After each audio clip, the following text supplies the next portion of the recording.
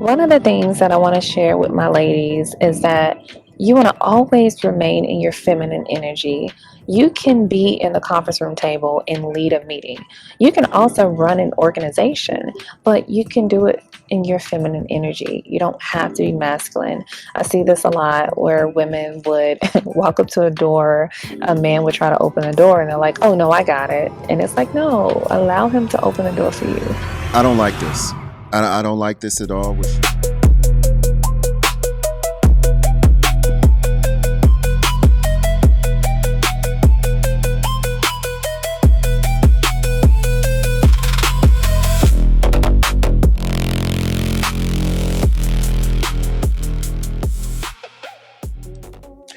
What's up, everyone? I am your host, Say One's History, and you are watching The Male's Perspective.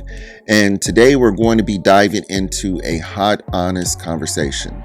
Single success versus family. Can women truly have it all? Now, I'm not here to lecture or shame. I'm here to break down mindsets, incentives, and the real tension many women face when choosing to be a high-powered business leader or prioritizing marriage and family. I'll show clips and examples to explain why these two paths often pull in opposite directions. Okay, so first let's define what we're talking about here. Okay, first we have the single successful woman.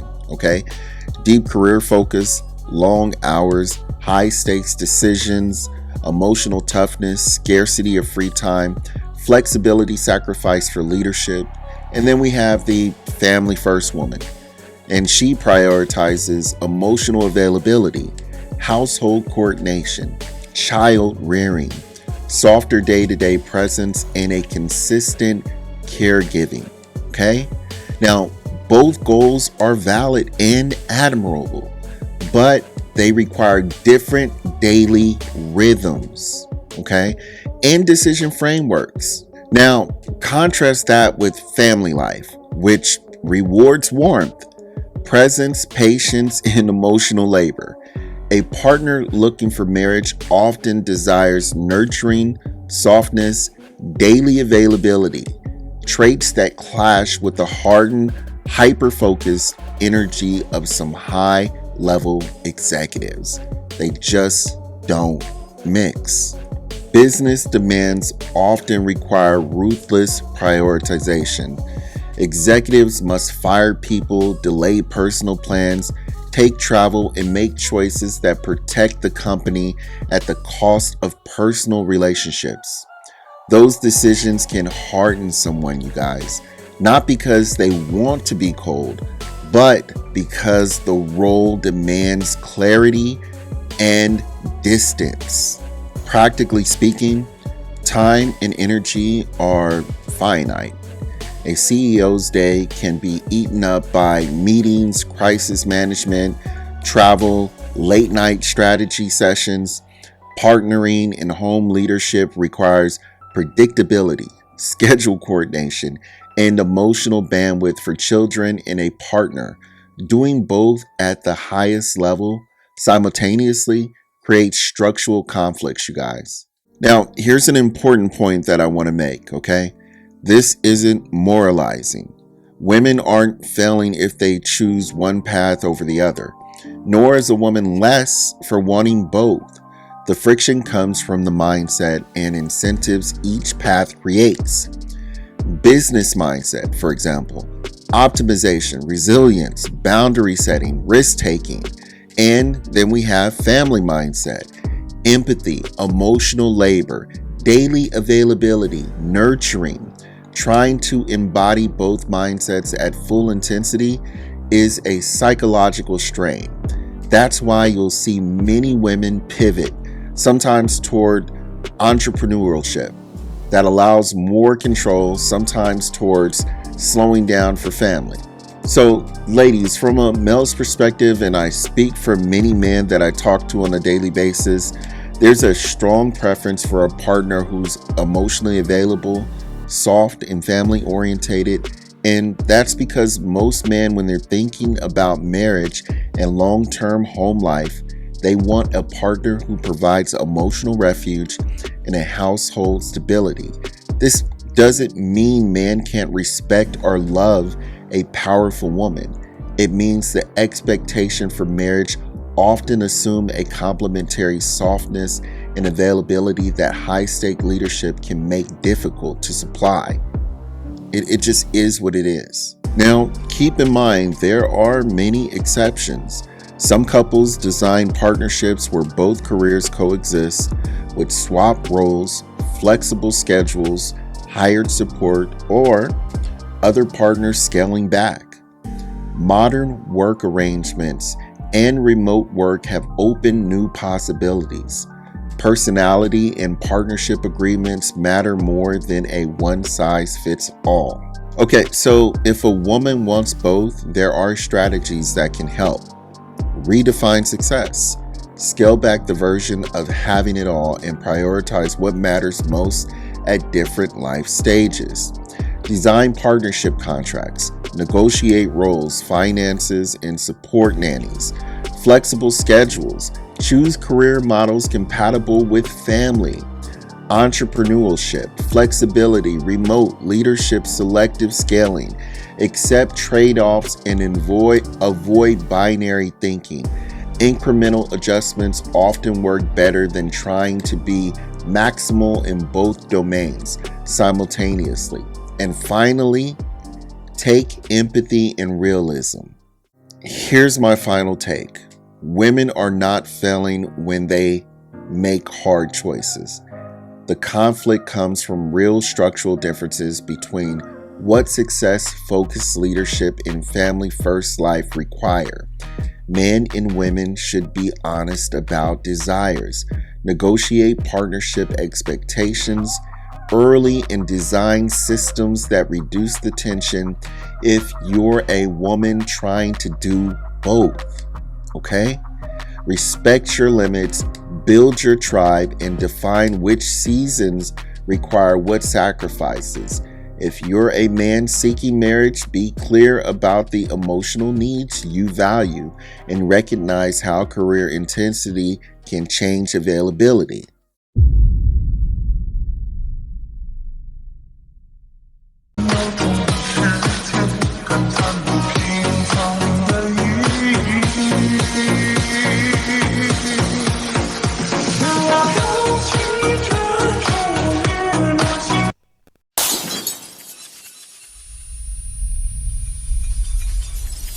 So this is what's funny to me about this, you guys, is that women think that they can go to work 10, 15 hours, you know, have this type of lifestyle, and then come home and do stuff like this.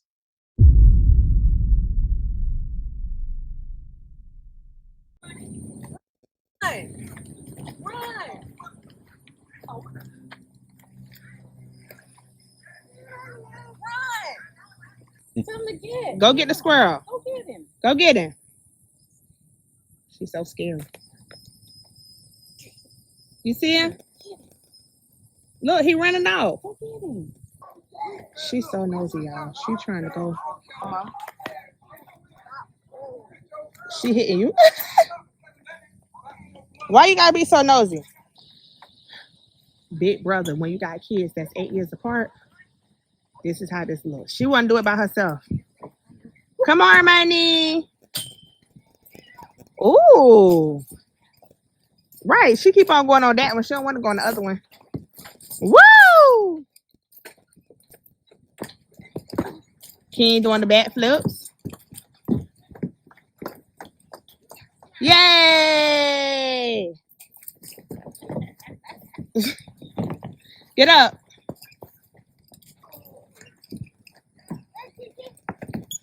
Ooh, okay for the Spider-Man flip. Ooh. Okay. No. Pull her by her arm. Don't pull her by her arm. Let her get up. She know how to get up there. She's very independent. See, I'm independent. Leave me alone. Come on. Now you gonna go on this one? Now she's gonna follow you. What is you doing? You gotta leave. You gotta go bye-bye. Boom, boom, boom, boom, boom, boom. Come on. Let's go bye-bye.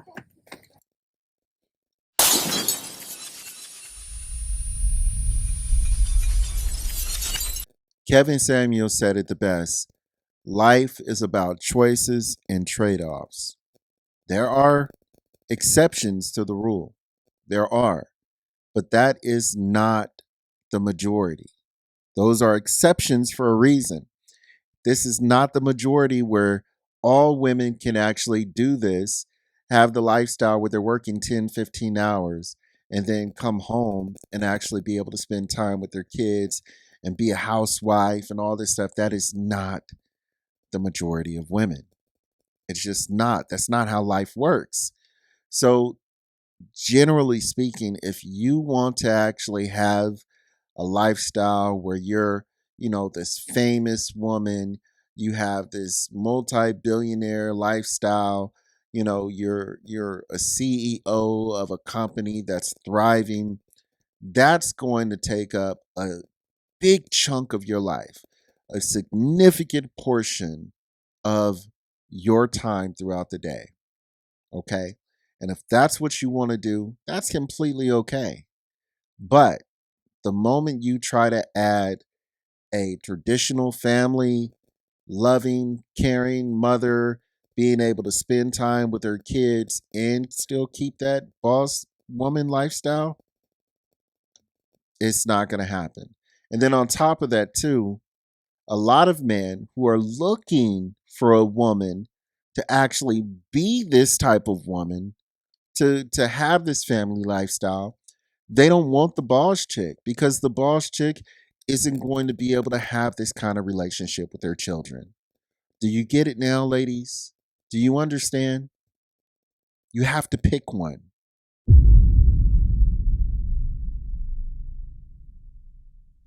One of the things that I want to share with my ladies is that you want to always remain in your feminine energy. You can be in the conference room table and lead a meeting. You can also run an organization, but you can do it in your feminine energy. You don't have to be masculine. I see this a lot where women would walk up to a door, a man would try to open the door, and they're like, oh, no, I got it. And it's like, no, allow him to open the door for you, right? When you're in the presence of a man, allow a man to be a man. Although I'm in this position, I still stay soft. So, again, ladies, in the world that's hard, always stay soft.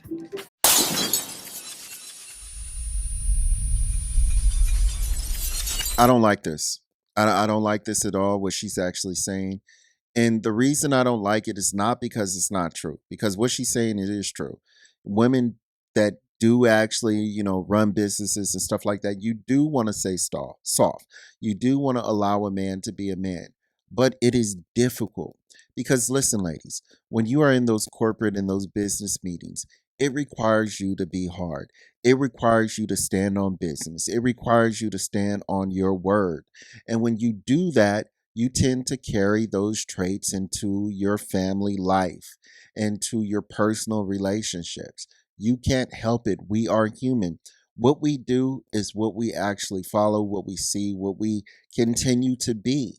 If you are doing this in your business life, it is hard to completely switch it off when you go inside your family life, inside of your personal life. I'm not saying it can't be done. She may actually be the exception. That's not what I'm saying. I'm just saying for her to go out and act like this is, she didn't say that it's easy and she didn't say that it's for everybody, but that's the narrative that this picture is painting. And it's just not the case. And I feel like it's dangerous and it can lead women astray.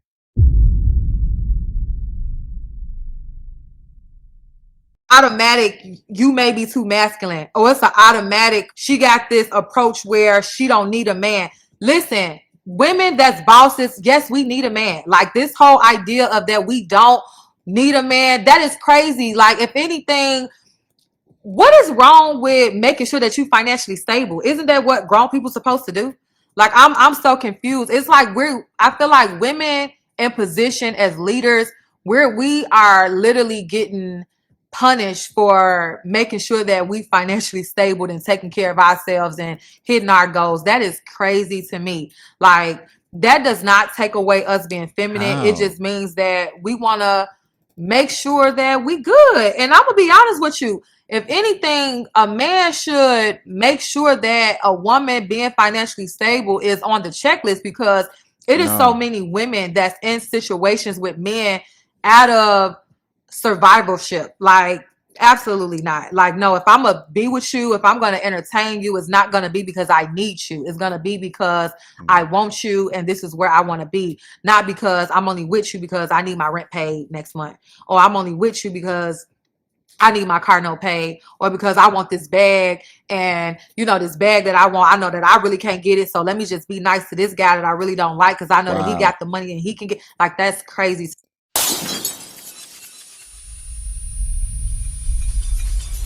Okay, this is all wrong because this woman just conflated three different scenarios.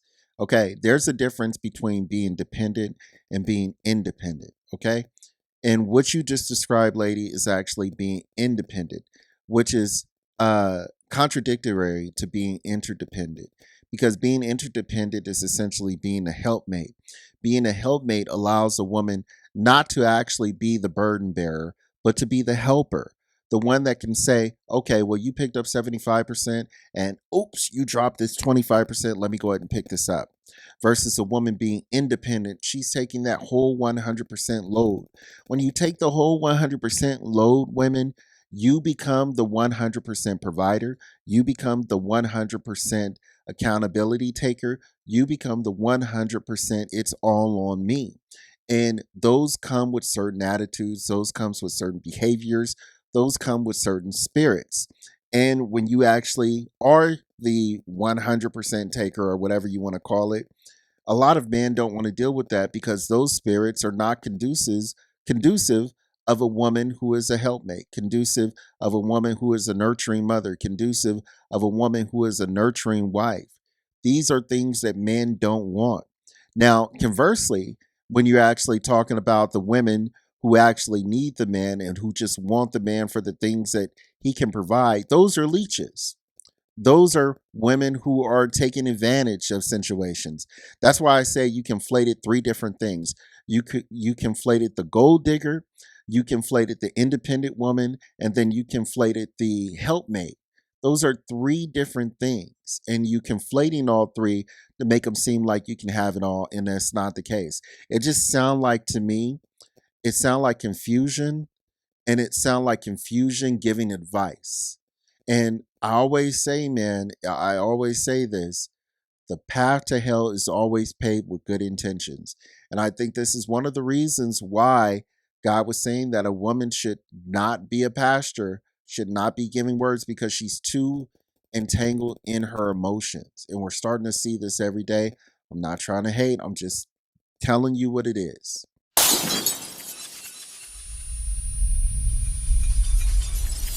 With that being said, what do you think?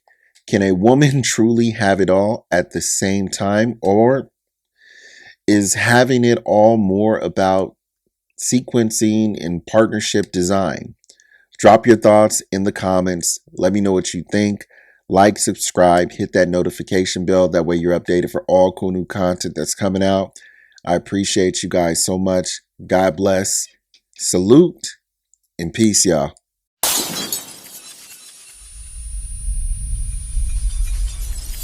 So, what have we learned today? Hopefully, something, because I learned that I need to ask you to like and subscribe to this video. It would really help. I mean, you already watched the video. You might as, you know, just click it. Click it. Click it. Click it.